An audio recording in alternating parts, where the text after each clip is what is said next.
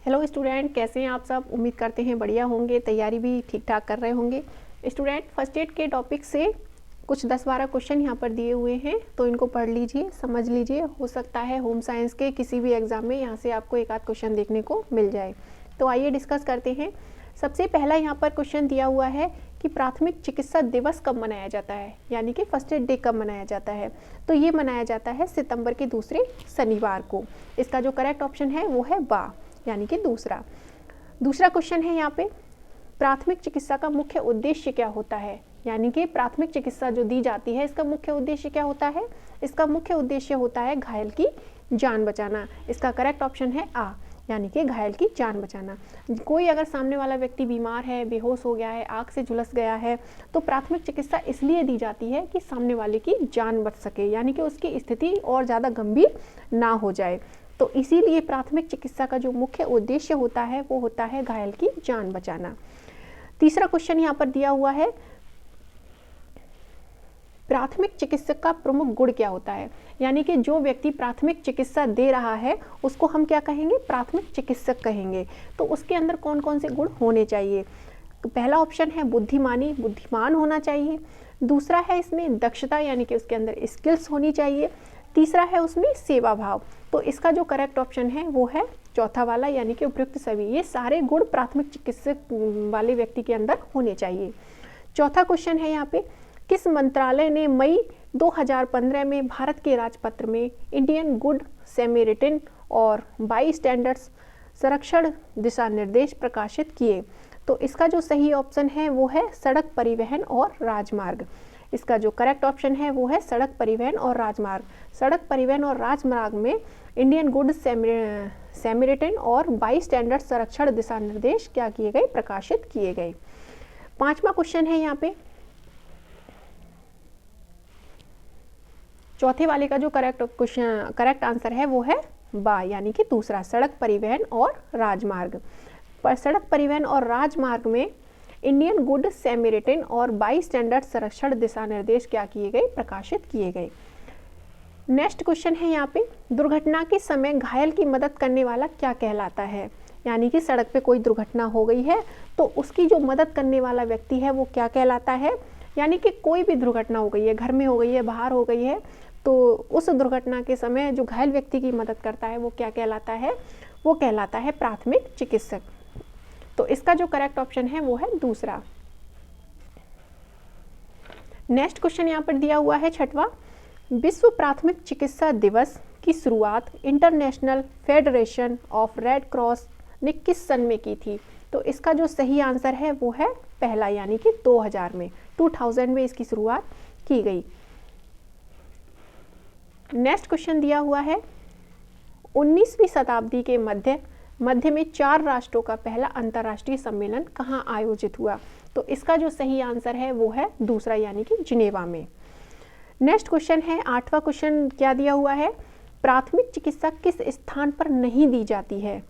तो कहाँ पर नहीं दी जाती है, अस्पताल में। घर पर भी दी जाती है, सड़क पर भी दी जाती है, पार्क में दी जाती है। भाई अस्पताल में तो सभी डॉक्टर उपलब्ध हैं उसके लिए, अस्पताल में तो सभी डॉक्टर, एक से एक अच्छा व्यक्ति वहाँ पर मौजूद होगा जो उसका अच्छे से इलाज कर सकता है।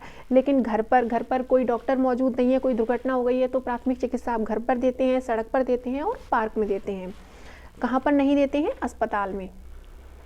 नेक्स्ट क्वेश्चन यहाँ पर दिया हुआ है, दुर्घटना में मददगार को क्या कहते हैं। तो दुर्घटना में जो हमारी मदद करता है उसको कहते हैं नेक आदमी और गुड सैमरिटन, यानी कि ये दोनों ही सही है। तो इसका जो सही आंसर हो जाएगा वो है तीसरा, आ और बा दोनों सही हैं।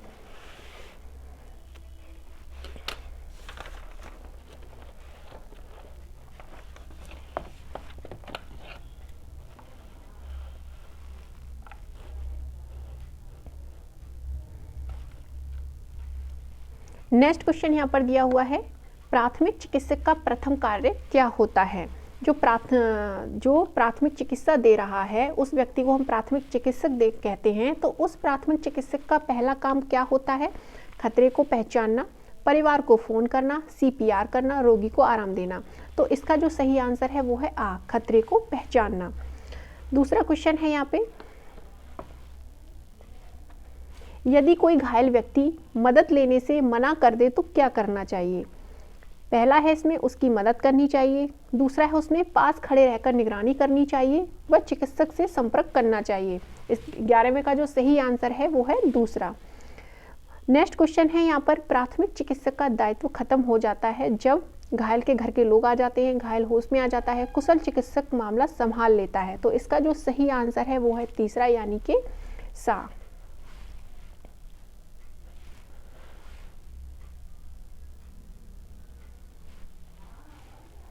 इसका जो सही आंसर है वो है सा, यानी कि तीसरा, कुशल चिकित्सक मामला संभाल लेता है, तब जाकर के प्राथमिक चिकित्सक का क्या हो जाता है, दायित्व खत्म हो जाता है।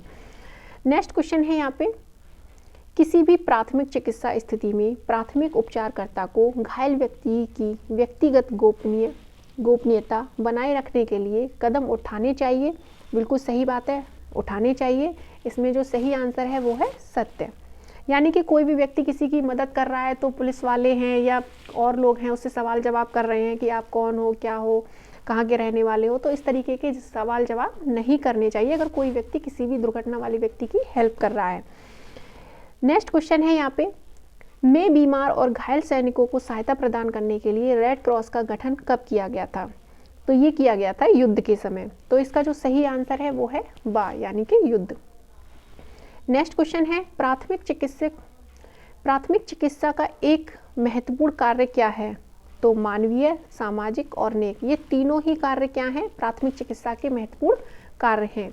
यानी कि अगर किसी व्यक्ति को चोट लग गई है, कोई दुर्घटना का शिकार हो गया है, तो हमें वहाँ क्या दिखानी चाहिए? मानवता भी दिखानी चाहिए, उसी को कहेंगे मानवीय।